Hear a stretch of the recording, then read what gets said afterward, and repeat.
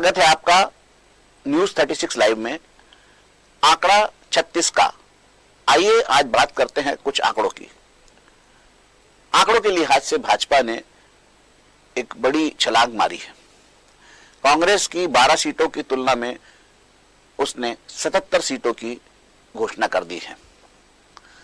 77 सीटों की घोषणा में पहले चरण के होने वाले मतदान में 18 में से 17 की टिकट उन्होंने घोषित कर दी। इस मामले में कांग्रेस काफी पीछे है। टिकट वितरण के साथ हर पार्टी को असंतोष का जो है वो बयार देखनी ही पड़ती है। असंतोष की वो स्वाभाविक है, लेकिन भाजपा ने जो टिकट बांटी है उस पर बहुत से सवाल भी उठ रहे हैं। जैसा कि कहा जा रहा था कि कुछ कद्दावर चेहरों की टिकट कटेगी, कुछ कद्दावर चेहरों की सीटें बदली जाएंगी और नए चेहरों को ज्यादा तवज्जो दी जाएगी। पिछले साल की तुलना में इस साल कम विधायकों की टिकट कटी है। 14 विधायकों की टिकट कटी है। मंत्री रमशीला साहू की टिकट कटी है। अब टिकट काटने का जो कारण भाजपा बताती है वो नॉन परफॉर्मेंस पहला उसका कारण होता है। तो नॉन परफॉर्मेंस के आधार पर जब 14 लोगों की टिकट काटी गई तो फिर 13 हारे हुए लोगों को क्यों रिपीट किया गया, ये सवाल बड़ा है।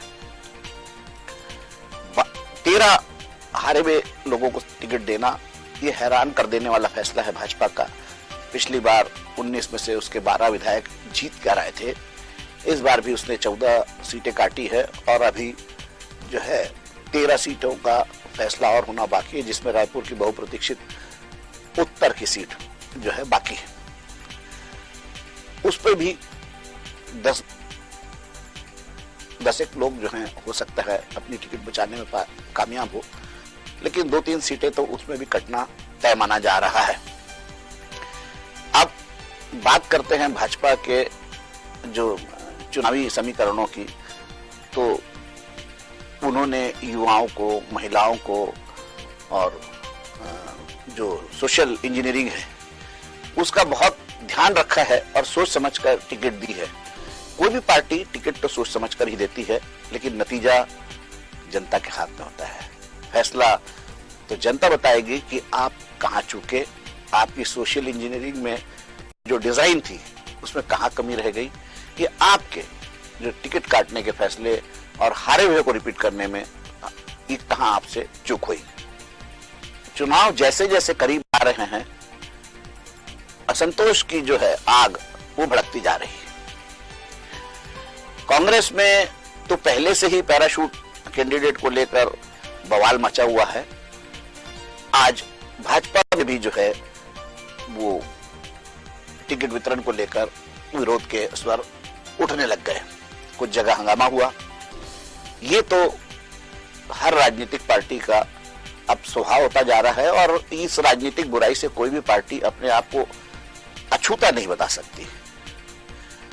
मैनेजमेंट जो है, जो इस तरह का असंतोष का जो मैनेजमेंट है, डिजास्टर मैनेजमेंट जो है, किसी पार्टी का अच्छा हो सकता है, किसी पार्टी का कम हो सकता है, लेकिन असंतोष तो दिख रहा है।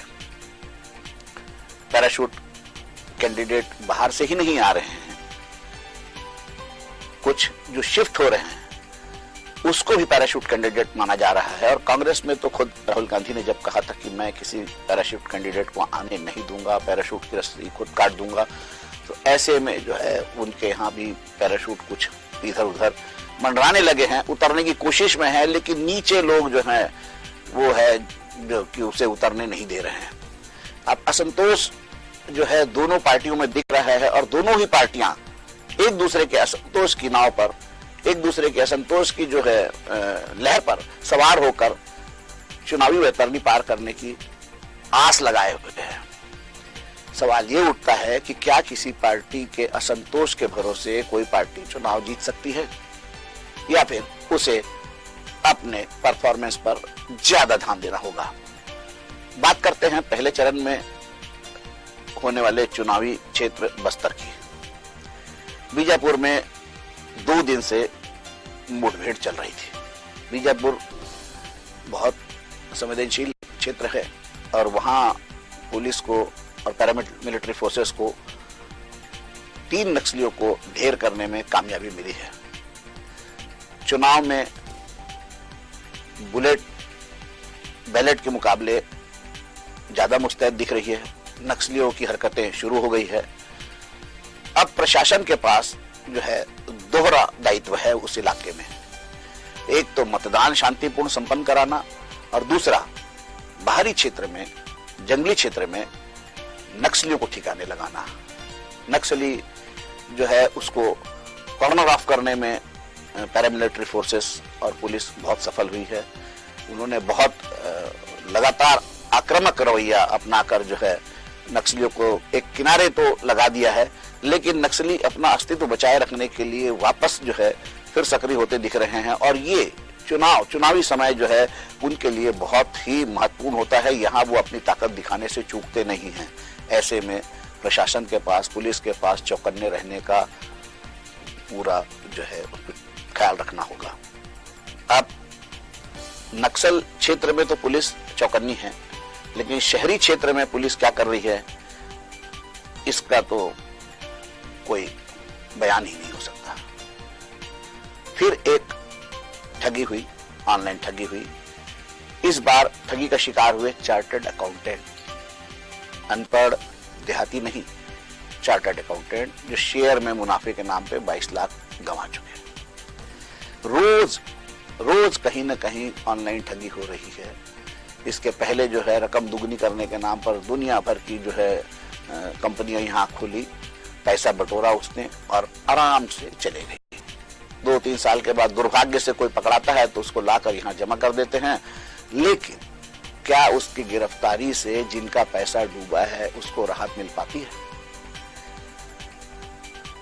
वो आज भी अपनी गाढ़ी मेहनत की कमाई के लिए भटक रहा है, दर-दर भटक रहा है। आप नीलाम करिए, उसकी संपत्ति को नीलाम करिए, उसका पैसा लौटाइए।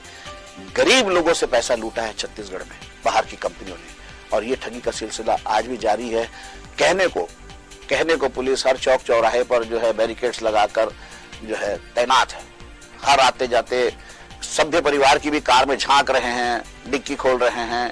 अरे कोई अगर कुछ लेकर जाएगा आपत्तिजनक संपत्ति या आपत्तिजनक वस्तु, तो क्या आपके सामने चौक चौराहे से लेकर जाएगा?